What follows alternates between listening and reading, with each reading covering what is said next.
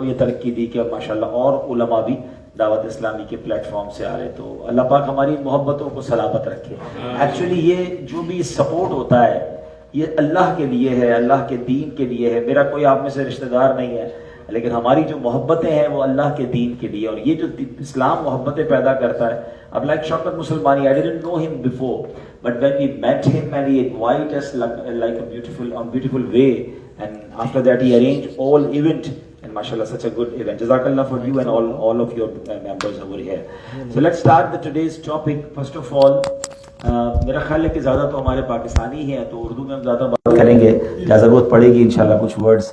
So I think Shaukat Musalmani must now learn Urdu because you have so many friends of Pakistani. Yeah, mashallah, so it's go good. So let me speak in Urdu inshallah. درود پاک کے بے شمار فضائل و برکات ہیں، اور میرے آقا مدینے والے مصطفیٰ صلی اللہ تعالی علیہ وسلم پر درود پاک پڑھنے کی بہت ساری برکتیں ہیں، مگر سم ٹائم ایسا ہوتا ہے کہ ہم درود پاک کو بڑا گرانٹڈ لے لیتے ہیں کہ ٹھیک ہے پڑھ لیا تو پڑھ لیا، نہیں پڑھا تو کوئی بات نہیں۔ ایسا نہیں ہے۔ Being a Muslim, it is right of Rasul Pak ﷺ upon his ummah that ummah must recite durood on Rasul Pak ﷺ. ایک بار کیا ہوا، once happened that Rasul Pak ﷺ, the summary of hadith, پیارے آقا ممبر اقدس پر تشریف فرما ہوئے، اور فرسٹ اسٹیپ پر جیسے ہی نبی پاک علیہ السلام نے اپنا مبارک قدم رکھا، he said آمین. سیکنڈ اسٹیپ رکھا، again he said آمین. And on his third step he again said Ameen. Sahaba Ikram alayhi ridwan, such a beautiful personalities, always when they saw Nabi Pak ﷺ did any unusual thing, غیر معمولی بات دیکھتے تھے، they question Rasul Pak ﷺ straight away. Then they ask, Ya Rasulullah sallallahu alaihi wasallam, today something happened very unique, that at every step of your pulpit, every step of your minbar you said Ameen. So what is this? Subhanallah. The Nabi Pak ﷺ said that Jibreel Ameen came towards me and he made supplication in the court of Allah. میرے پاس جبریل امین آئے اور انہوں نے اللہ کی بارگاہ میں یہ دعا کی کہ یا اللہ عز و جل، حدیث کا خلاصہ ہے کہ جو اپنے ماں باپ کو بڑھاپے میں پائے، if anybody find the parents in the old age and because ان کی خدمت کر کے اگر وہ جنت نہ پا سکے تو وہ ہلاک و برباد ہو جائے. And then Nabi Pak said Ameen on that dua. Second step پہ نبی پاک فرماتے ہیں کہ جبریل امین نے دوسری دعا کی کہ یا اللہ عز و جل، if anybody found Ramadan and because in ibadah in رمضان کی عبادت کی وجہ سے وہ جنت نہ حاصل کر سکے، مغفرت نہ پا سکے، وہ بھی ہلاک و برباد ہو جائے. نبی پاک said Ameen on that second dua. اور تیسری دعا انہوں نے یہ کی کہ یا اللہ، جو نبی پاک کا نام سنے اور آپ صلی اللہ تعالی علیہ وسلم پر درود نہ پڑھے، وہ بھی ہلاک و برباد ہو جائے. اور پیارے آقا علیہ السلام فرماتے ہیں I said Ameen on that third supplication, that third dua. Try to understand the importance of these three duas. Whoever made the dua, that is the leader of the angels, یعنی فرشتوں کے بھی وہ سردار ہیں نا جو دعا کر رہے ہیں، اور اس دعا پر آمین کون کہہ رہا ہے؟ وہ نبیوں کے بھی سردار ہیں. There is no doubt for acceptance of those duas. کوئی سوچ بھی نہیں سکتا کہ یہ دعا قبول نہیں ہوگی، یعنی جبریل امین دعا کریں اور نبی پاک علیہ السلام آمین کہیں تو مسٹ قبول ہی قبول ہے. تو یہ تینوں باتیں بڑی امپورٹنٹ ہیں کہ والدین، پیرنٹس اگر اولڈ ایج میں ہیں، they need your service, they need you to care them، تو اب آپ نے ان کی دعائیں لینی ہیں، آپ نے ان کی برکتیں لینی ہیں، کیونکہ ماں باپ راضی تو رب راضی. یہ وہ عظیم ہستیاں ہیں کہ جن کے بارے میں نبی پاک علیہ السلام فرماتے ہیں، جس کا مضمون ہے کہ جو بچہ اپنے ماں باپ کو محبت سے دیکھتا ہے، only with the gaze of love، اللہ کریم اسے حج مقبول کا ثواب عطا فرماتا ہے. اللہ اکبر. Then صحابی asked, یا رسول اللہ صلی اللہ علیہ وسلم، وَإِن نَظَرَ كُلَّ يَوْمٍ 100 مَرَّةٍ. If anybody see their parents 100 times a day with love, then subhanallah, the Rasulullah sallallahu alaihi wasallam said, Allahu akbar wa atyab. اللہ بہت بڑا اور پاک ہے، کوئی 100 بار دیکھے اللہ 100 حج کا ثواب عطا فرماتا ہے۔ تو ایک طرف تو یہ وہ ہستیاں ہیں کہ جنہیں محبت سے دیکھنے پر حج کا ثواب ہے، اور جو ان کا خیال نہ رکھے اس کی ہلاکت و بربادی کی دعا کی جا رہی ہے۔ Try to understand. خوش نصیب ہیں وہ لوگ. Those are so fortunate. They have parents with them. So please take care of them. Please make them happy with you. ان کی دعائیں لیجئے، کیونکہ ماں باپ راضی ہے تو رب راضی ہے۔ پوچھو ان سے جن کے ماں باپ چلے گئے، آج وہ کتنا یاد آتے ہیں، آج وہ ہمارے درمیان نہیں ہیں۔ جس کے ہیں وہ قدر کیجیے۔ دوسری بات، نبی پاک نے جو دوسری دعا پر آمین فرمائی، اس کا کیا دعا تھی کہ یا اللہ جو رمضان پائے اور اپنی مغفرت نہ کروا سکے، جب رمضان آیا کرے، چونکہ ابھی رمضان نہیں ہے، جب رمضان آیا کرے تو ٹیک کیئر آف رمضان۔ رمضان گناہوں کے لیے نہیں، کھانے پینے کے لیے نہیں، انجوائمنٹ کے لیے نہیں، رمضان مغفرت کروانے آیا۔ تو رمضان میں خوب آپ نے عبادت کرنی ہے۔ اور تھرڈ تھنگ جو میرا آج کا پہلا ٹاپک ہے، کیا دعا کی تھی کہ یا اللہ جو نبی پاک علیہ الصلوۃ والسلام کا نام سنے اور آپ پر درود نہ پڑھے وہ بھی ہلاک و برباد ہو جائے۔ تو ہمیں بار بار اپنی زبان ذکر و درود سے تر کرنی ہے، اسپیشلی جب نبی پاک علیہ الصلوۃ والسلام کا نام لیں یا نام سنیں۔ آج کل تو ایک بڑی وبا پھیلی ہے، ایوری تھنگ، سب چیزوں کا شارٹ کٹ آ گیا نا۔ السلام علیکم ورحمۃ اللہ وبرکاتہ، پتہ نہیں AWB کیا لکھتے ہیں۔ تو ہر چیز کا شارٹ فارم، ہر چیز کا شارٹ فارم نہیں ہوتا۔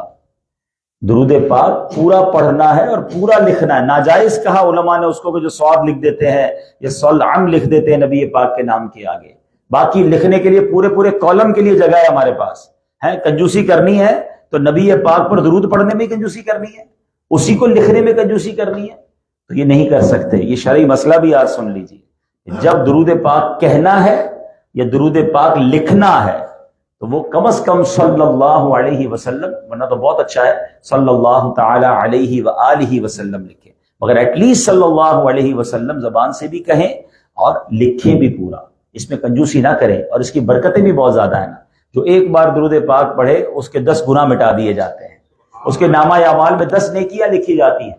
تو پھر ہم درود پاک کیوں نہ کثرت سے پڑھیں؟ تو آئیے میں بھی نیت کروں اور آپ بھی نیت کریں کہ فضول باتوں سے بچ کر اپنی زبان کو ذکر و درود سے تر رکھیں گے۔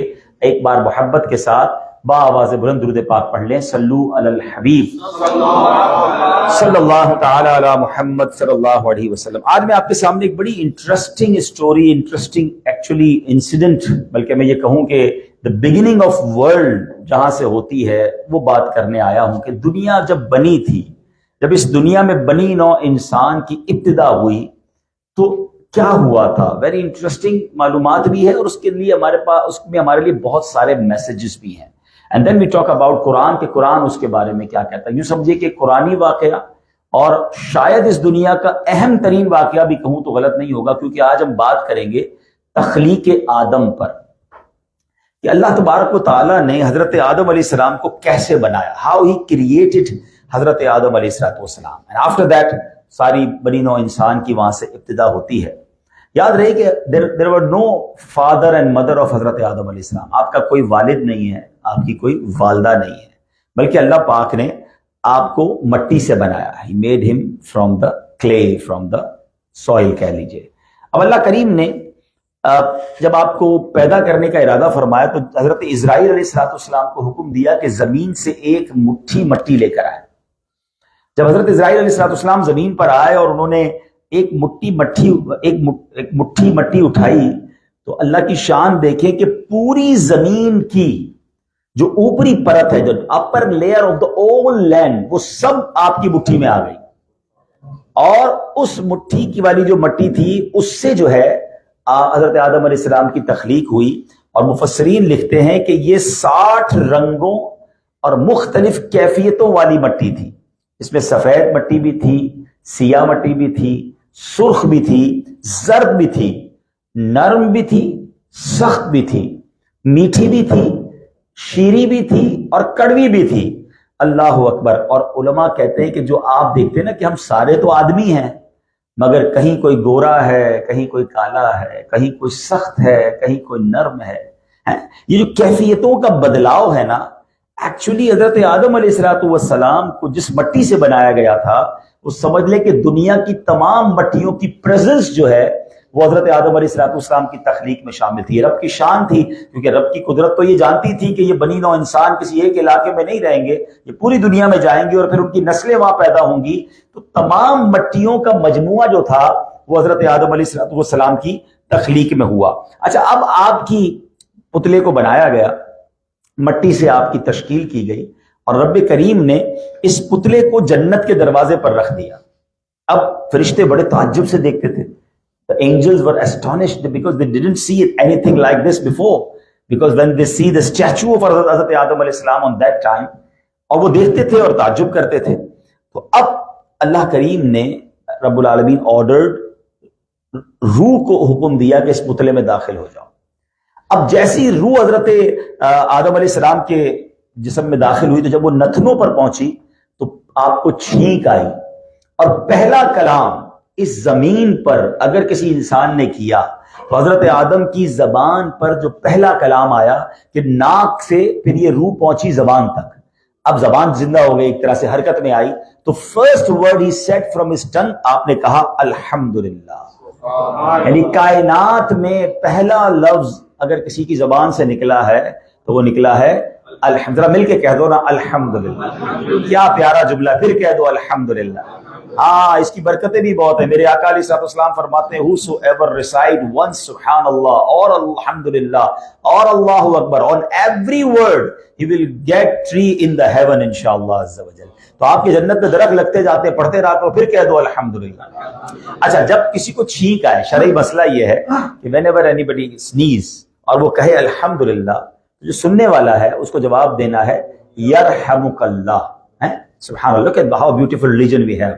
When we greet with each other, first we give him dua, assalamu alaikum wa rahmatullahi wa barakatuh. The peace from Allah subhanahu wa ta'ala will come towards you. And then he reply, wa alaikum assalam wa rahmatullahi wa barakatuh. Kitna pyara greeting ka tariqa. Islam starts from, peace and love and blessings. Subhanallah. Hi, hello, how are you? Good morning, good evening. Before that, say assalamu alaikum wa rahmatullahi wa barakatuh. It's a beautiful greeting and we get reward for that. اور اسی طرح whenever anybody have a sneeze, وہ چھینک مارے, کہے الحمدللہ, سامنے والا کہے یرحمک اللہ. پھر چھینکنے والا جواب کیا دے گا؟ یغفر اللہ لنا ولکم. اللہ تیری اور میری مغفرت فرما دے. کیا پیارا ریلیجن ہے. ہم ایک دوسرے کو دعائیں دے کر زندگی گزارتے, پتہ نہیں نفرتیں کہاں سے آ جاتی ہے بیچ میں, پتہ نہیں لڑائیاں کہاں سے آ جاتی ہے. اسلام تو روز دعاؤں کا درس دیتا ہے. تو اینی وے, اب جواب دینے والا تو کوئی نہیں تھا. اب ذرا سوچئے, حضرت آدم نے الحمدللہ تو کہہ دیا, کائنات میں دوسرا بندہ تو تھا ہی کوئی نہیں, جواب کون دیتا؟ سبحان اللہ. مفسرین لکھتے ہیں کہ اللہ تعالیٰ نے جواب دیا یرحمک اللہ. اے آدم, تجھ پر اللہ کی رحمت ہو, تجھ پر میری رحمت ہو. اللہ. اب کیا ہوا, حضرت آدم علیہ السلام پوری باڈی میں پوری روح آ گئی, سول آ گئی. اب آپ کھڑے ہو گئے. اچھا, جب آپ کھڑے ہو گئے تو ایک اور بڑی حیرت انگیز بات بتاؤں جو مفسرین نے تفسیر روح البیان میں لکھی. حضرت آدم علیہ السلام کا جب پتلا شیطان نے دیکھا نا, کیونکہ فرشتے تو اللہ کے حکم کو ماننے والے تھے, شیطان پہلے تو بڑا اچھا ٹھیک تھا لیکن بعد میں تکبر آ گیا, تو اس نے تکبر کے عالم میں اس نے تھوک دیا حضرت آدم علیہ السلام. جب تھوکا نا تو یہ جو ہمارا بیلی بٹن ہے نا, یہ جو ہماری ناف ہے, یہ پہلے ان کے جسم میں نہیں تھی. تو اللہ پاک نے حکم دیا جبریل امین کو کہ یہ حصہ مٹی کا نکال دو. تو وہ حصہ مٹی کا حضرت آدم کے پیٹ سے نکال دیا گیا. تو وہ جو جتنا حصہ نکالا, آپ دیکھیں اتنی اپنی ناف کی جگہ بن جاتی ہے. اچھا, لیکن اس حصے سے بنا کیا؟ یہ بڑی زبردست معلومات مفسرین نے لکھی کہ اس مٹی سے کیا بنا. تو بتایا گیا کہ اس مٹی سے بعد میں کتے کو تخلیق کیا گیا. اچھا, کتے میں 3 خصلتیں ہوتی ہیں. وہ انسان کے بڑا قریب ہوتا ہے, very near to human being. Why? Because he made by the soul of حضرت آدم علیہ السلام. مگر اس کو کتا ساری رات جاگتا ہے. نارملی کتے جاگتے ہیں رات بھر. کیوں؟ جبریل امین کے ہاتھ لگے ہیں, فرشتوں کے ہاتھ لگ گئے تو رات بھر وہ جاگتا ہے. اور یہ کاٹتا کیوں ہے, یہ تکلیف کیوں پہنچاتا ہے؟ فرمایا شیطان کا خون, شیطان کا تھوک اس میں شامل ہے. تو اس کے اندر آپ کو یہ تینوں خصلتیں آپ کو نظر آتی ہیں. بہرحال, اب اللہ کریم نے حضرت آدم علیہ السلام کو جب پیدا کیا, سورہ آل عمران میں بہت خوبصورت انداز میں ان کی تخلیق کو بیان کیا گیا. ان مثل عیسیٰ عند اللہ کمثل آدم خلقہ من تراب ثم قال له کن فیکون. اللہ فرماتا ہے عیسیٰ کی کہاوت اللہ کے نزدیک آدم کی طرح ہے. اسے مٹی سے بنایا، پھر فرمایا ہو جا، وہ فوراً ہو جاتا ہے. اب حضرت آدم علیہ السلام کی تخلیق تو ہو گئی، مگر پھر وہ بڑا لونلی فیل کرنے لگے کہ I'm alone in the world, nobody with me. ایک بار سوئے تو جب نیند سے بیدار ہوئے تو آپ نے جو ہے وہ اپنے قریب ایک بڑی خوبصورت دوشیزہ کو دیکھا. تو آپ حیران ہو گئے کہ یہ کون ہے. تو اللہ کریم نے بتایا کہ ان کی نیند ہی کی عالم میں حضرت آدم کی پسلی سے اللہ کریم نے حضرت حوا کو پیدا فرمایا. اور پھر ان دونوں نے جب ایک دوسرے کو دیکھا تو حضرت آدم علیہ السلام نے پوچھا تم کون ہو؟ تو کہا مجھے اللہ نے بنایا اور آپ کے لیے بنایا تاکہ ہم مل کر لائف گزاریں، ہم ایک دوسرے سے سکون حاصل کریں. تو آپ نے اللہ کریم کی بارگاہ میں عرض کیا یا اللہ اس سے مجھے نکاح فرما دے. فرمایا آدم اس کا تمہیں مہر دینا پڑے گا. اب مہر کیا ہوگا یا اللہ عز و جل؟ ارشاد فرمایا اس نبی پر 10 بار درود بھیجو جس کا نام تم نے عرش پر دیکھا ہے. تو look at the blessing of salat upon Nabi sallallahu alayhi wasallam. 10 times salatun Nabi sallallahu alayhi wasallam. It was the meher of Hazrat Adam alayhi salam and Bibi Hawwa radiyallahu ta'ala anha. اگر گہری بات کہوں تو میری اور آپ کی آمد کی جو ابتدا ہوئی ہے نا دنیا میں، ہمارے آنے کا جو سلسلہ بنا ہے، ہمارے جد امجد کا نکاح ہوا ہے تو وہ بھی میرے نبی پاک کے صدقے ہوا ہے، ان کے نام سے ہوا ہے اور ان پر درود کے ذریعے ہوا ہے. بہرحال اب یہ بڑی طویل بحث ہے کہ حضرت آدم علیہ السلام کی جب توبہ قبول ہوئی تو اس وقت بھی انہوں نے نبی پاک ہی کا واسطہ اللہ کی بارگاہ میں پیش کیا تھا کہ یا اللہ تجھے اس نبی کا واسطہ دیتا ہوں جس کا نام میں نے جنت کے درختوں پر دیکھا، جنت کے پتوں پر دیکھا، تیرے عرش پر دیکھا. اے اللہ وہ نبی تیرا بڑا محبوب ہے تو اسی کے صدقے مجھے معاف کر دے، اور پھر ان کے وسیلے کی برکت سے آپ کی توبہ قبول ہوئی. لیکن ابھی اب بات کر رہے ہیں تخلیق آدم کی. اچھا اب حضرت آدم علیہ السلام اور بی بی حوا رضی اللہ تعالیٰ عنہ کی تخلیق ہوئی اور اب یہ بنی نوع انسان کا سلسلہ آگے بڑھا. لیکن یہاں پر بڑی خوبصورت ڈیبیٹ علماء نے کی کہ اللہ تبارک و تعالیٰ created human being with 4 ways. Number 1 with men and women, جو نارمل طریقہ ہے ہم سب کا، ہماری جو نسل انسانی چلتی ہے کہ مرد و عورت کے ذریعے. اچھا اس میں سبحان اللہ علماء کہتے ہیں ہو سکتا ہے کسی موقع پر مرد و عورت کو یہ خیال آ جائے کہ ہم وہ لوگ ہیں کہ جو اس کائنات کے آگے بڑھنے کا سبب ہیں. ہم ہیں تو دنیا چل رہی ہے، ہم ہیں تو جناب یہ جو ہے وہ انسانیت جو ہے یا بچے آگے بڑھ رہے ہیں اور مخلوق آگے بڑھ رہی ہے. اللہ کریم نے اس کے بعد دوسرا طریقہ اپنی قدرت کا کیا دکھایا کہ بغیر جو ہے وہ باپ کے حضرت عیسیٰ کو پیدا فرمایا تاکہ کبھی کسی مرد کو یہ خیال نہ آئے کہ میرے بغیر کائنات نہیں چل سکتی ہے. باپ ہی نہیں ہے نا ان کا، حضرت مریم کے ذریعے پیدا فرما دیا. پھر فرمایا کہ عورت سوچتی کہ جناب میرے بغیر تو کائنات آگے بڑھ نہیں سکتی، تو اللہ کریم نے بی بی حوا کو حضرت آدم کی پسلی سے پیدا فرمایا. اس میں کسی عورت کا کوئی کنٹریبیوشن نہیں ہے. عورت یہ نہ سمجھے کہ میرے بغیر کائنات نہیں چل سکتی، مرد یہ نہ سمجھے میرے بغیر دنیا آگے نہیں بڑھ سکتی. یہ دونوں نہ سمجھیں تو اللہ کریم نے حضرت آدم کو مٹی سے پیدا فرما دیا. تو پتا چلا میرا رب جو چاہے وہ کر سکتا ہے. ان اللہ علی کل شیء قدیر. تو یہ چاروں طریقے رب کریم نے، اور ہمیں چاروں طریقے قرآن میں ملتے ہیں کہ مٹی سے حضرت آدم کو بنایا، حضرت آدم کی پسلی سے بی بی حوا کو بنایا، حضرت مریم کو کے پیٹ میں حضرت عیسیٰ علیہ السلام کو بغیر والد کے پیدا کیا، اور چوتھا طریقہ تو وہ ہے جس سے دنیا آگے بڑھ رہی ہے. تو پہلے یہ بات بھی نظر آئے کہ اللہ کریم نے اپنی قدرت کے کیسے نظارے ہمیں دکھائے. اب حضرت آدم علیہ السلام کی جب تخلیق ہو گئی تو اللہ کریم نے فرشتوں کو فرمایا کہ اے فرشتوں میں اپنا خلیفہ بنانے والا ہوں اس دنیا میں. اچھا فرشتوں نے عرض کیا کہ مولا تو اس کو وہ بنائے گا خلیفہ کہ جو زمین پر جا کر فساد کریں گے، اور زمین پہ جا کر وہ جو ہے ہم تیرے یا اللہ خلیفہ بننے کے زیادہ حقدار ہیں، ہم دن رات عبادت کرتے ہیں. تو اللہ نے فرمایا میرے فرشتوں جو میں جانتا ہوں تم نہیں جانتے.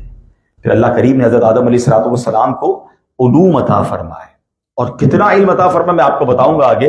اللہ نے قرآن میں کیا فرمایا سبحان اللہ، رب کریم نے فرمایا فَعَلَّمَ آدَمَ الْأَسْمَاءَ كُلَّهَا، اور اللہ تعالیٰ نے آدم کو تمام اشیاء کے نام سکھا دیے.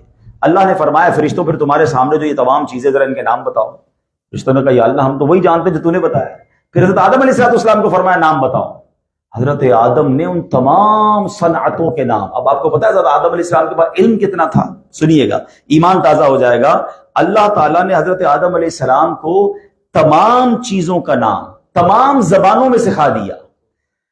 اور ان کو تمام ملائکہ کے نام، تمام اولاد آدم کے نام، تمام حیوانات، نباتات، جمادات کے نام، تمام چیزوں کی صنعتوں کے نام، دنیا کے تمام ملکوں اور شہروں کے نام، تمام بستیوں کے نام، تمام پرندوں کے نام، درختوں کے نام، اور وہ چیزیں جو قیامت تک آئیں گی سب کے نام سکھا دیے۔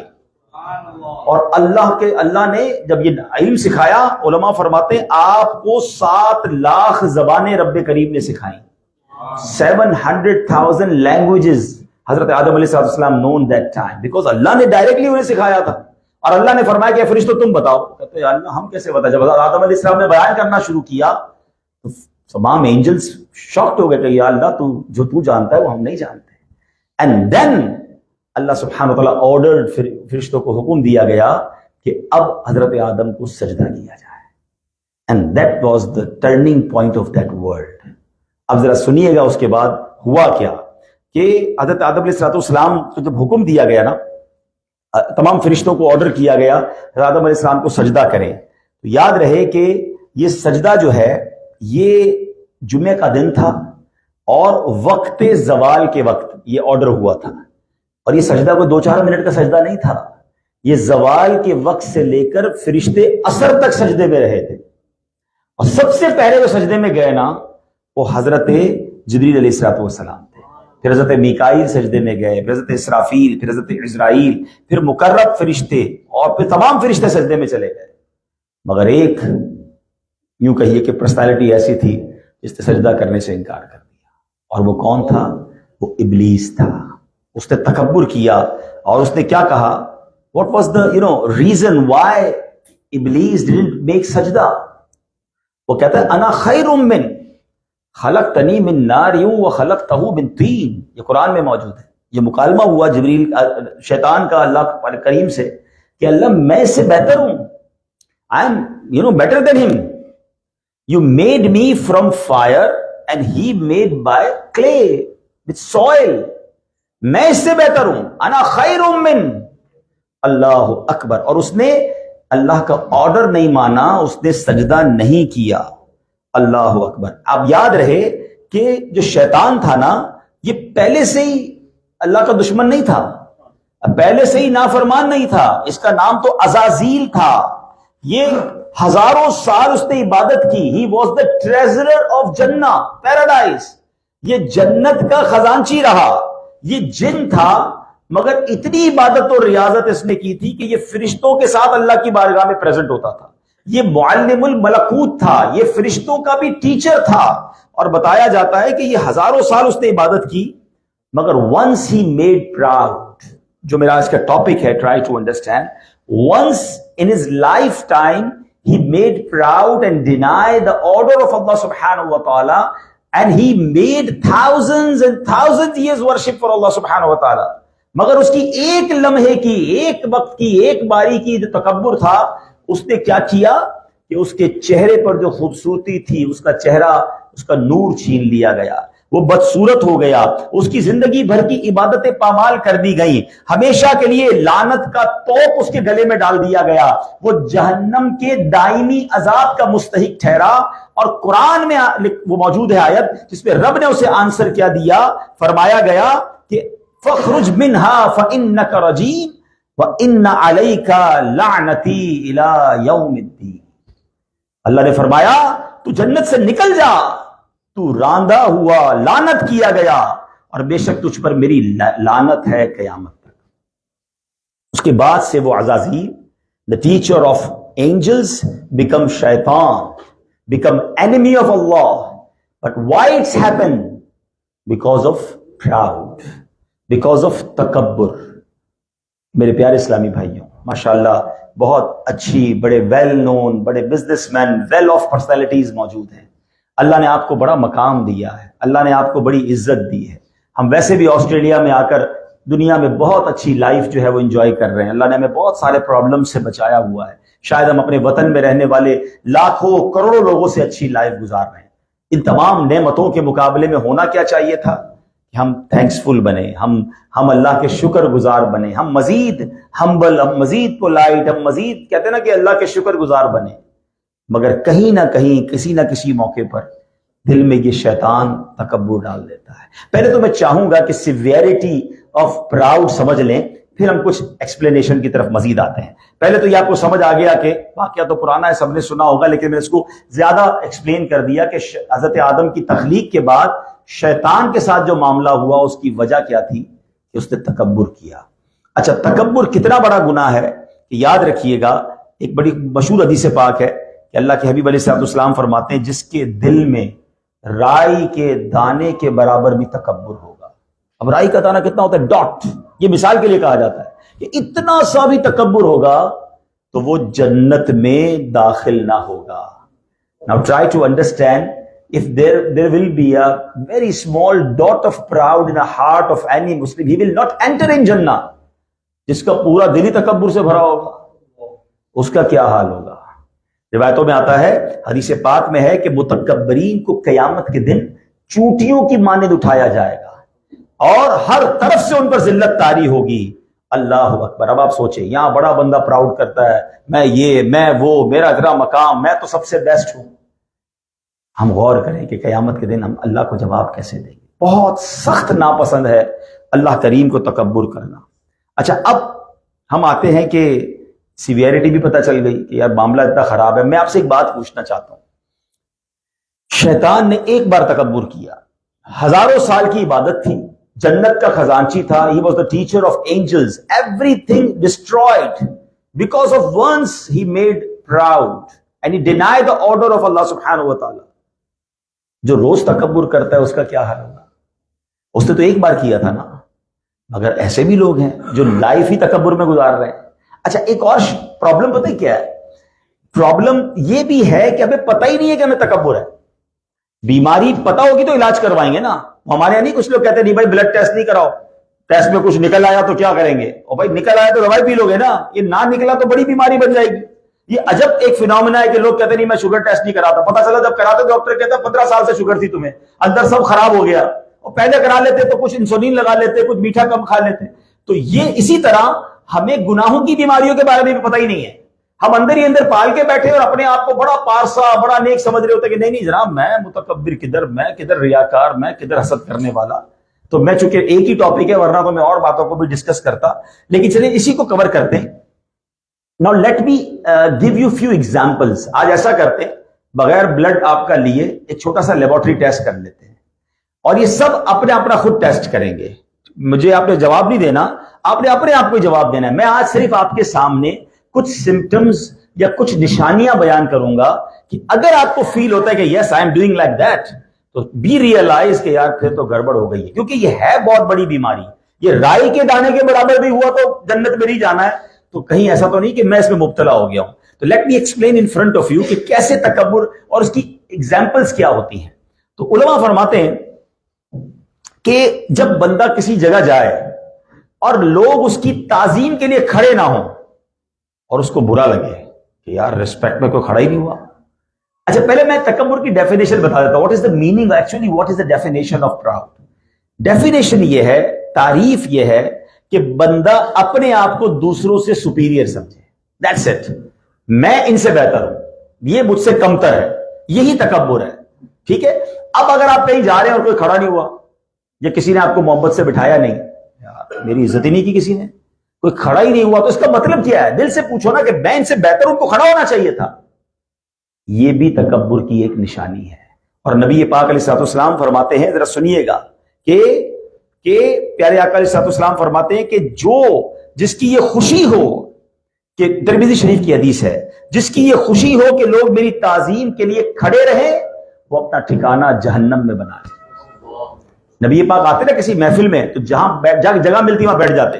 صحابہ کہتے حضور آگے آئیے, آپ کی سنت مبارکہ تھی, ہمیں تو کوئی اسٹیج پہ نہ بلائے تو بولے آئندہ آؤں گا ہی نہیں, میں پتہ نہیں میں کون ہوں. ان کو پتہ ہی نہیں ہے کہ رسپیکٹ کیسے دی جاتی ہے.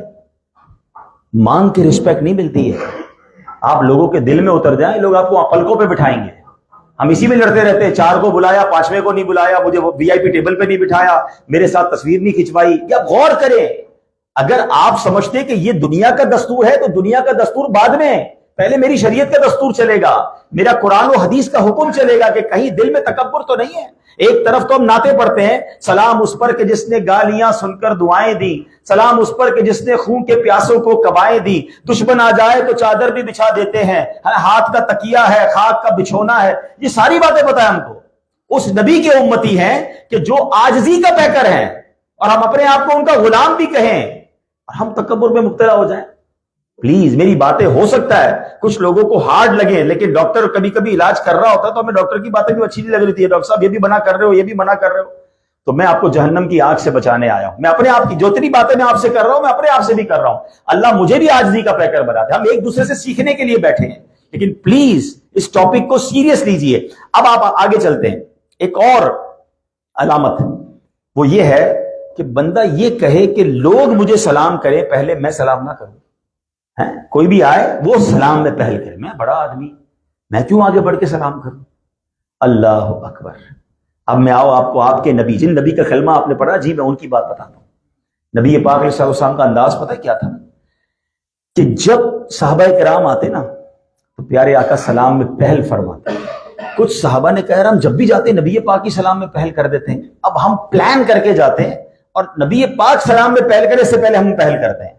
وہ کہتے ہیں ہم دوبارہ گئے یہ سوچ کر, مگر ہم نے جا کر سلام کرنا تھا اس سے پہلے خود نبی پاک نے سلام ارشاد فرمایا. اللہ کے حبیب ہیں. You know what is the status of رسول پاک علیہ السلام؟ He is the reason of the all creation, وجہ تخلیق کائنات ہیں, مگر اپنے غلاموں کو پہلے سلام فرما رہے ہیں. آپ مدینے کے بچوں کو پہلے سلام فرماتے ہیں, جو آتا ہے نبی پاک سلام ارشاد فرماتے ہیں. اب میں جو بات بتانے جا رہا ہوں نا, آسٹریلیا والوں یقین کرو ایمان تازہ ہو جائے گا.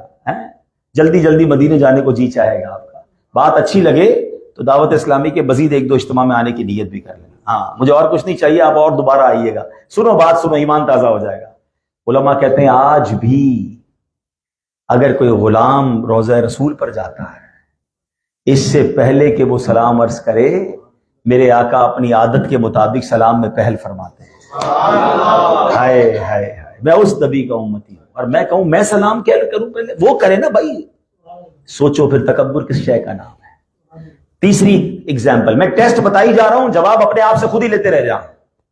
تیسرا, ہمیں کوئی غریب بلائے, کوئی نارمل سا آدمی اپنے گھر بلائے, تو یار میں ذرا بیزی ہوتا ہوں نا, پتہ ہے نا ٹائم نہیں ہوتا آج کل, تو بیٹا میں نہیں آ سکتا. اور امیر بلائے, بڑا آدمی بلائے, تو فوراً سارے پہنچ جائے.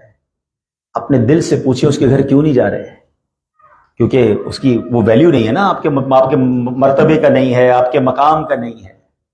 تو پھر تکبر کس کو کہتے ہیں؟ آپ کو پتا ہے میں اور آپ اس نبی کے امتی ہیں کہ حبشی غلام آیا نبی پاک کے پاس, سرونٹ غلام, کہتا حضور اپنے گھر پہ دعوت کرنی ہے. اور گھر کدھر تھا؟ مدینے کے کونے میں, دوسرے کونے میں. اچھا اس نے دعوت بھی کرنی ہے, ویسے ہی اس کی کوئی ویلیو بظاہر نہیں ہے, غلام ہے. اور کہتے حضور گھر پہ پرانی چربی ہے اور چند کھجورے ہیں. مینیو بھی بتا دیا, مجھے اور آپ کو کوئی دعوت دے اور ساتھ مینیو لکھ دے دال چاول کھلائیں گے, تو یار میں ذرا بیزی ہوں, پھر اگلی بار دیکھیں گے. اور ادھر مینیو بھی بتا دیا کہ حضور پرانی چربی اور کھجورے ہیں. نبی پاک اس کے گھر بھی جاتے ہیں. ہائے ہائے ہائے. اور ہم میں کئی بار, خیر یہاں تو آپ کے وہ غریب رشتہ دار نہیں ہیں, اور آسٹریلیا میں شاید اتنے غریب لوگ ہوں گے بھی نہیں, لیکن چلے پاکستان تو پھر بھی آپ جاتے ہوگے, انڈیا جاتے ہوگے, جہاں کے بھی آپ ہو.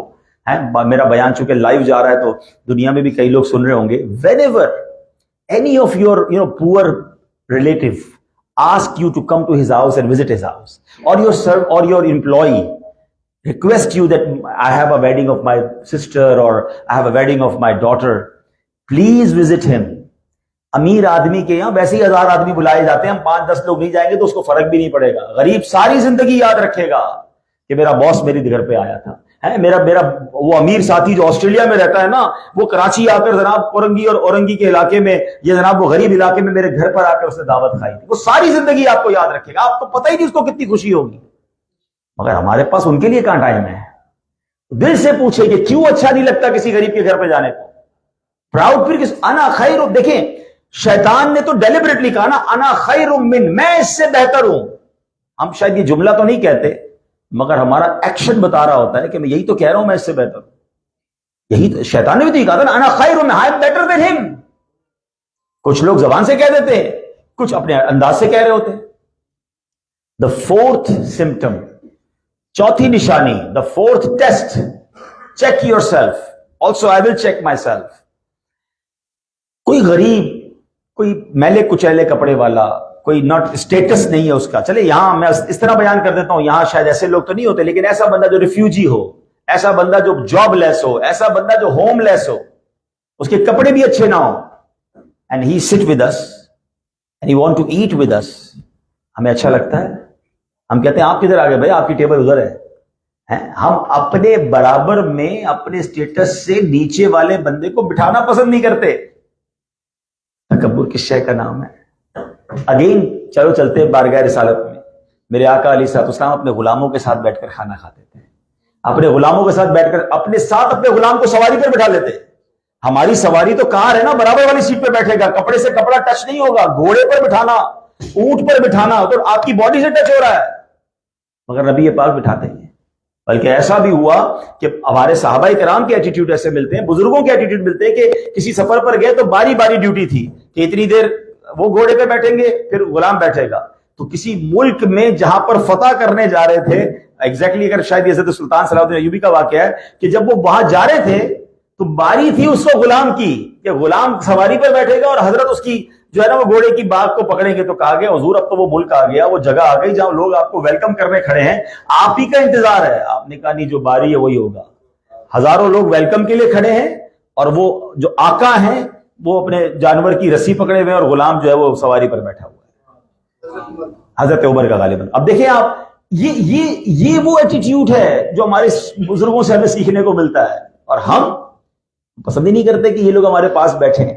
तो प्लीज शैतान के इस वार को समझें। मैं नमाजी हूं, मैं रोजादार हूं, मैं हाजी हूं, मैं सदका करने वाला हूं, लेकिन अगर दिल में तकब्बुर भी पाला हुआ है हमने, तो कहते हैं ना कहीं ऐसा ना हो सारा सफर बेकार हो जाए।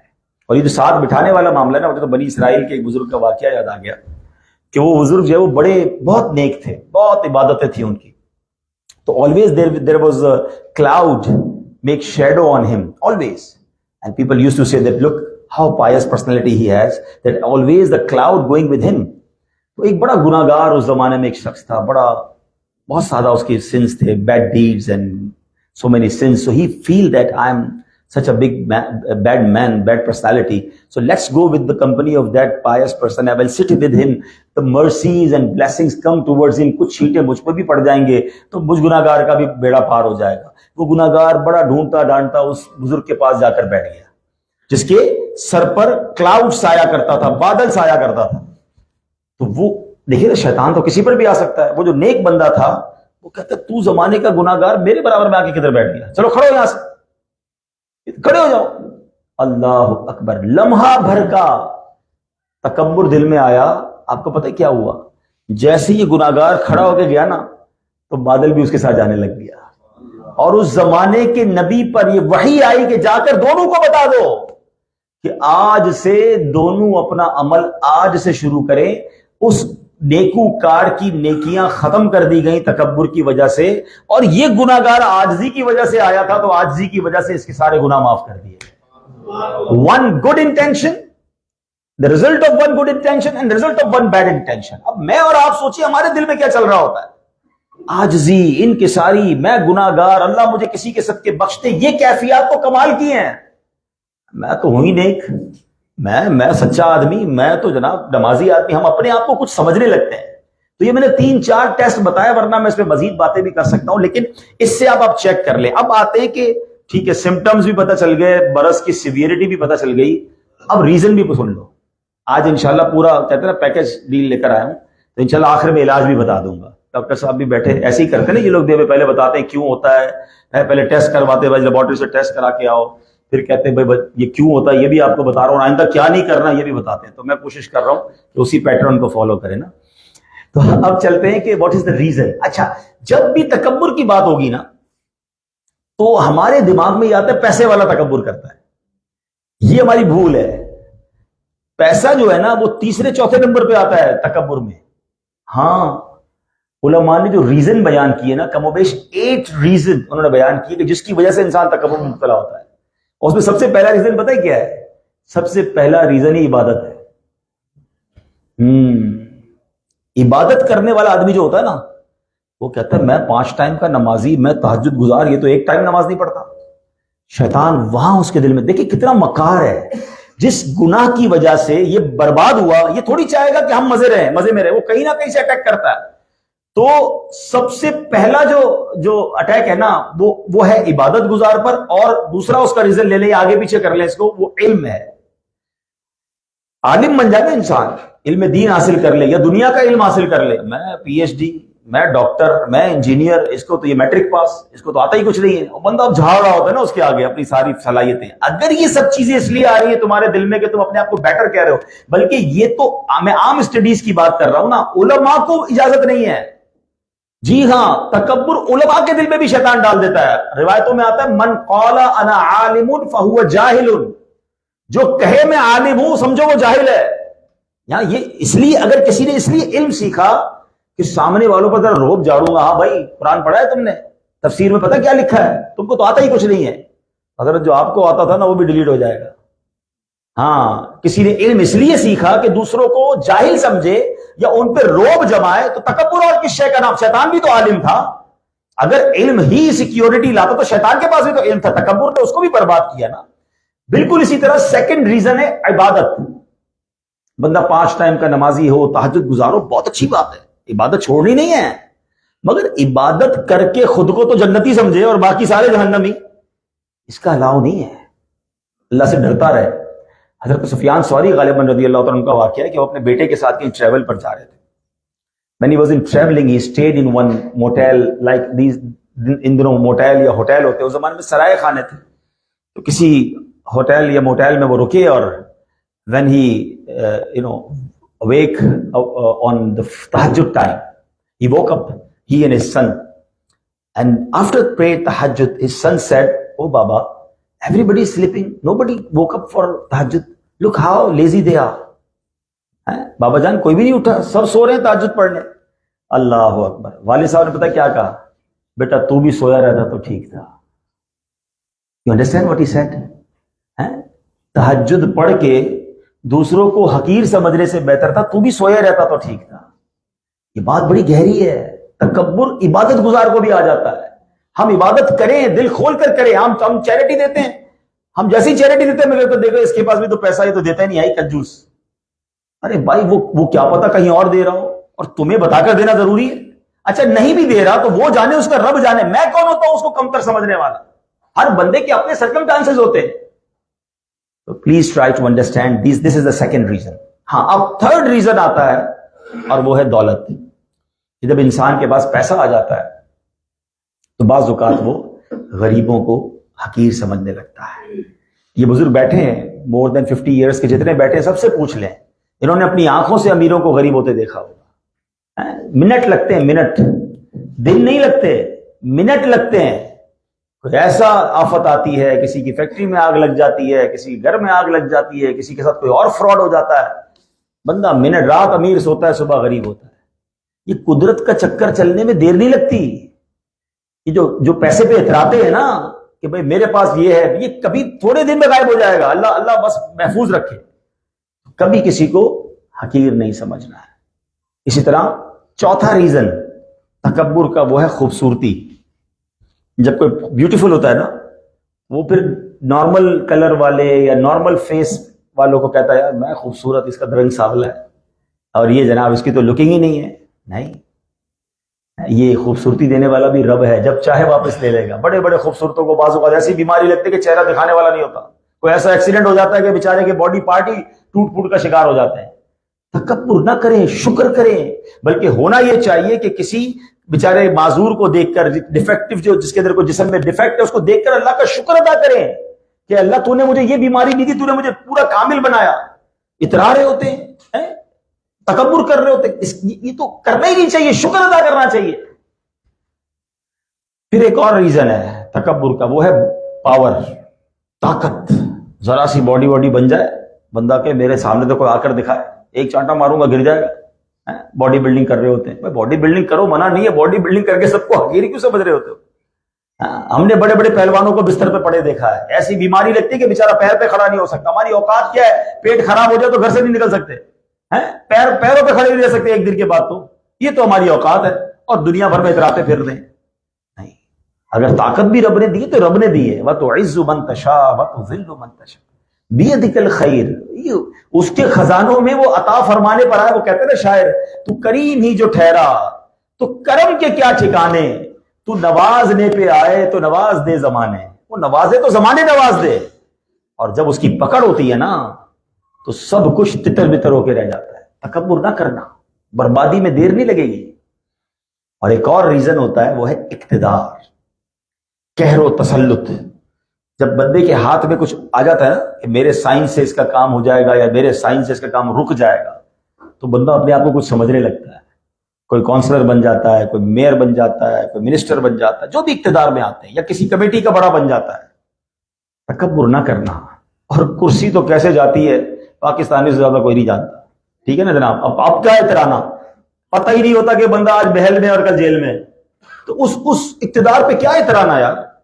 ہمیں یہ سمجھ آ جانی چاہیے. میں نے آپ کو چند ریزنز بتا دیے، چند سمٹمز بتا دیے، سیویریٹی بھی بتا دی کہ یہ کبیرہ گناہ ہے، جہنم میں لے جانے والا ہے.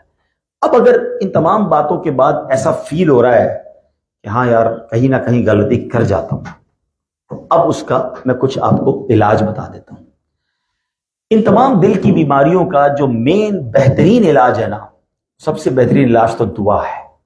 اللہ سے آپ دعا کریں، کرتے رہا کریں کہ اللہ میرے دل کو تکبر سے پاک کر دے. بنایا رب نے ہے، وہ کریم ہے، اس نے نگاہ فرمانی ہے، صاف ہو جائے گا. اللہ ریاکاری نکال دے، حسد نکال دے، ان بری عادتوں سے مجھے بچا لے اور مجھے عاجزی کا پیکر بنا دے. پہلا علاج تو یہ ہے. دوسرا علاج یہ ہے کہ آپ جس چیز سے آپ کو فیل ہوتا ہے نا کہ یار میں سلام نہیں کرتا ہوں لوگوں کو، مجھے لگتا ہے سلام، اب آپ الٹا کرنا شروع کر دیں. اب آپ آگے بڑھ کے لوگوں کو سلام کریں. اور احادیث میں بھی یہ مضمون ملتا ہے کہ جو سلام کو عام کرتا ہے اس کے دل سے تکبر ختم ہو جاتا ہے. جس کو جانے اس کو بھی سلام کریں، جس کو نہیں جانتے اس کو بھی سلام کریں. آگے بڑھ کے اپنے ملازم کو تو پہلے کریں. آپ دیکھیں آپ کے دل سے انشاءاللہ تکبر اترنا شروع ہو جائے گا. ٹھیک ہے.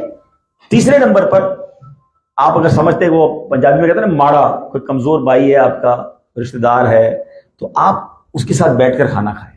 ہو سکے تو اپنے ہاتھ سے اس کو نوالے کھلائیں.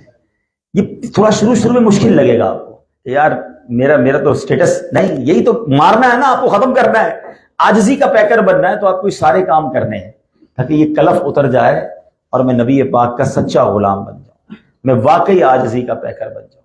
تو آپ کو کچھ کام ڈیلیبریٹلی کرنے ہیں کہ سلام کو عام کرنا ہے، آپ نے دعا کرنی ہے اللہ تعالیٰ سے.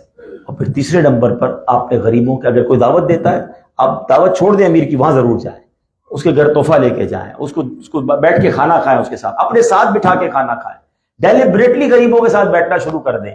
آپ دیکھیں شروع میں آپ کو مشکل لگے گا، بعد میں انشاءاللہ یہ دل صاف ہو جائے گا. کیونکہ یہ صاف نہ کیا تو یہ حدیث ضرور یاد رکھنا، جس کے دل میں رائی کے دانے کے بارے برابر تکبر ہوا وہ جنت میں نہیں جائے گا. اور مجھے اور آپ کو جنت میں جانا ہے انشاءاللہ. ہمیں جنت کے بغیر کہاں جائیں گے بھائی؟ جنت میں جانا ہے تو تکبر سے اپنے آپ کو نکالنا ہے. تو کبھی کسی کو جو ہے نا اپنے سے کمتر نہ سمجھے. کون اللہ کی بارگاہ میں کیا مرتبہ رکھتا ہے پتہ ہے؟ ایسی حدیث ملتی ہے. حدیث پاک کا مضمون ہے کہ کچھ لوگ وہ ہوتے ہیں جو پرا گندہ بال ہوتے ہیں، کپڑے بھی ان کے صاف ستھرے نہیں ہوتے، ان کو کوئی اپنے گھر دعوت میں نہیں بلاتا ہے، کوئی اپنے ساتھ نہیں بٹھاتا، مگر اللہ کی بارگاہ میں ان کا مرتبہ وہ ہوتا ہے کہ وہ کسی بات پر قسم اٹھا لے، رب وہ قسم پوری فرما دیتا ہے. اللہ کے ولی تو لوگوں میں چھپے ہوئے ہیں. ہاں یہ بات یاد رکھیے گا. صحابہ کی لسٹ مل جائے گی، ولیوں کی لسٹ نہیں ملتی. ولیوں کی جو پرومیننٹ اولیاء ان کی پتہ ہے، باقی ہو سکتا ہے یہاں بھی کوئی اللہ کا ولی بیٹھا. اللہ نے اپنے اولیاء کو بندوں میں چھپا کے رکھا ہے. ہم ہر کسی کی عزت کریں، کیا پتہ اس کا مرتبہ اللہ کی بارگاہ میں کیا ہو، اور ہم اللہ کے کسی ولی کو لڑ لیں اس سے. میں نے تو اپنی زندگی میں 2 چیزیں پڑھی ہیں، ماشاءاللہ یہاں بھی صاحب علم لوگ موجود ہیں، کوئی تیسری ہو تو مجھے بتائیے گا، کہ جس کے بارے میں اللہ کریم نے ڈائریکٹلی اعلان فرمایا کہ اس سے میرا اعلان جنگ ہے. ایک سود کا کام کرنے والا، اور دوسرا اللہ کے کسی ولی سے دشمنی کرنے والا. مجھے بتاؤ جو اللہ سے دشمنی کرے گا یا اللہ جنگ فرمائے گا، بچنا ہے اس نے، بربادی ہونا ہے. سود کے قریب نہ جائیں اور کبھی اللہ کے کسی ولی سے دشمنی نہ کریں. اب ولی میں پتہ ہی نہیں ہے تو اس کا مطلب یہ سب کے ساتھ پیار کرے، سب کے ساتھ اچھا برتاؤ کرے. کون پتہ نہیں اللہ کی بارگاہ میں کیا مرتبہ رکھتا ہے. اب باہر والوں کے ساتھ بھی اچھے ہو جائیں اور گھر والوں کے ساتھ بھی اچھے ہو جائیں. یہ بھی بڑا پرابلم ہے. بعض اوقات ہم باہر تو بڑے محبت والے، ویلکم کرنے والے، مرحبا سبحان اللہ آئیے آئیے تشریف لائیے، اور گھر میں جا کے شیر ببر بن جاتے ہیں. ارے جناب والا، حدیث پاک میں آتا ہے تم میں سے بہترین وہ ہے خیرکم لأہلہ، the best amongst you. وہ کون ہے جو اپنی فیملی کے ساتھ اچھا ہے. اور آقا فرماتے وانا خیرکم لأہلی، میں اپنے گھر والوں کے لیے تم سب سے زیادہ اچھا ہوں. نبی پاک نے اپنے آپ کو بھی پیش کیا کہ میری اپنی فیملی کے ساتھ جو انٹریکشن ہے وہ سب سے اچھی ہے. تو ہمیں اسلام سکھاتا ہے کہ ہمارے بیوی، ہمارے بچے، ہمارے ماں باپ، ہمارے بھائی بہن، they all یہ زیادہ وہ ڈیزرو کرتے ہیں میرے اور آپ کے حسن اخلاق کا. ہم بعض اوقات باہر تو بڑا پیار بانٹ رہے ہوتے ہیں اور گھر میں سختی کر رہے ہوتے ہیں. تکبر کرنے کی گھر میں بھی اجازت نہیں ہے، دل آزاری کی گھر میں بھی اجازت نہیں ہے. تو بہرحال آج اس ٹاپک کو آپ نے یاد رکھنا ہے، پریکٹس کرنا ہے، اور ایک ذہن بنا لینا ہے کہ میں کسی سے بہتر نہیں ہوں، ہو سکتا ہے یہی مجھ سے بہتر ہو. علماء نے بڑا پیارا فارمولہ دیا ہے. کسی چھوٹی عمر والے کو دیکھیں نا تو ذہن یہ بنائے یار یہ چھوٹا ہے، اس کے گناہ کم ہوں گے، یہ مجھ سے بہتر ہے. کوئی اپنے سے بڑی عمر والے کو دیکھے نا کہ یار اس کی عمر زیادہ ہے، اس کی نیکیاں مجھ سے زیادہ ہوں گی، یہ مجھ سے بہتر ہے. کوئی برابر عمر والا دیکھے نا تو کہ یار جتنا میں گناہ گار اتنا تو یہ ہوگا ہی نہیں، یہ مجھ سے بہتر ہے. دوسروں کو بہتر سمجھے، ہمیں ہر جگہ ہم ہی بہتر نظر آ رہے ہوتے ہیں. ہاں آپ عاجزی کرو کہ دانہ خاک میں مل کر گلے گلزار ہوتا ہے. جو اللہ کے لیے عاجزی کرتا ہے اللہ اسے بلندی عطا فرماتا ہے. لوگ کہتے ہیں یار یہ والے کام جو مولوی، ہو سکتا ہے بھی شیطان کسی کے دماغ میں ڈال رہا ہو، مولوی صاحب کیسی باتیں کر رہے ہیں، ہمارا ایک اسٹیٹس ہے، ہمارا ایک مقام ہے، ہم بیٹھیں گے اس طرح تو پھر لوگ کیا کہیں گے. ارے آپ کو اندازہ ہی نہیں ہے، آپ کا اسٹیٹس نیچے نہیں جائے گا. دنیا کو اٹھا کے دیکھ لے تاریخ، جن جن لوگوں نے عاجزی کی ہے نا آج اللہ نے ان کے نام بلند کر دیے. آپ ان بزرگوں کو یاد رکھیں گے، آپ اپنے ان ٹیچرز کو یاد رکھ رہے ہوں گے، آپ اپنے میری باتوں سے آپ کو کچھ ایسے لوگ یاد آ رہے ہوں گے کہ ہاں یار وہ بندہ بڑا ہمبل، بڑا پولائٹ، سب کو عزت دینے والا. سب کو عزت دیتا ہے نا اللہ اس کی عزت اور بڑھا دیتا ہے. عزت کم نہیں ہوتی ہے. آپ عزت دینے والے بنیں، آپ ہمبل ہو جائیں، آپ تکبر سے باہر نکلیں، اللہ پاک آپ کو بہت بلندی عطا فرمائے. اللہ کریم مجھے اور آپ کو اس بری بیماری سے محفوظ فرمائے، ہمیں عاجزی کا پیکر بنائے. الحمدللہ ایسی پیاری باتیں دعوت اسلامی کے ماحول میں سکھائی جاتی ہیں. آپ بھی اس ماحول سے وابستہ رہیے. انشاءاللہ عز و جل ایسے بیانات سنتے رہیں گے اور تبدیلی آئے گی، اور ہم انشاءاللہ اپنے اندر بہتری لا سکیں گے. تو الحمدللہ ہمارا مدنی چینل ہے جو یوٹیوب پر بھی آتا ہے، جو فیس بک پر بھی لائیو ہوتا ہے، اور ساتھ ساتھ یہ انگلش میں بھی ہے. آپ اپنے بچوں کو بھی یہ چینل دکھا سکتے ہیں. آپ تقریباً سب کے گھروں میں اسمارٹ ٹی وی ہوتے ہیں تو یوٹیوب پر مدنی چینل لگا دیا کریں تاکہ آپ اور آپ کے گھر والے مل کر یہ بیانات اور یہ پروگرام سنتے رہا کریں. اگر آپ اسپیچز سننا چاہتے ہیں تو عبدالحبیب اتاری کے نام سے میرے یوٹیوب اور فیس بک پہ چینلز موجود ہیں، آپ وہاں جا کر مزید اسپیچز بھی سن سکتے ہیں. بلکہ ہمارے ابھی مزید جو آسٹریلیا میں بیانات ہوں گے وہ بھی اسی پیج پر لائیو ٹیلی کاسٹ ہوں گے. میں کل ایڈیلیڈ جا رہا ہوں 2 دن کے لیے، پھر ہم میلبرن جا رہے ہیں، پھر انشاءاللہ واپس نیکسٹ سیٹرڈے، جیسا کہ ہمارے چیئرمین صاحب نے اعلان کیا کہ ہم ایک فنڈ ریزنگ ڈنر کر رہے ہیں، پروگرام کر رہے ہیں. اس کی مزید آپ کو بھی تھوڑی ڈیٹیل بتا دی جائے گی. And that will be my last program in Sydney and then I will go back to Pakistan. تو یہ 4-5 دن مزید ہوں تو آپ جہاں بھی ہمیں جوائن کر سکتے ہیں، یا آپ سمجھتے ہیں کہ آپ کے کچھ فرینڈز ہیں ایڈیلیڈ میں، میلبرن میں، تو آپ ہمارے ان پروگرامز میں بھی ان کو انوائٹ کر سکتے ہیں. تو جزاک اللہ خیرہ فار یور ٹائم، جزاک اللہ for inviting me and give us chance to speak in front of you. اللہ پاک ہماری اس محفل کو اپنی بارگاہ میں قبول فرمائے. تو ایک مختصر سی فیو منٹس کی ایک ویڈیو پریزنٹیشن ہے کہ دعوت اسلامی کس طرح ساری دنیا میں دین متین کی خدمت کر رہی ہے. Let's watch the work of دعوت اسلامی, then we go towards the ending of that program. صلو علی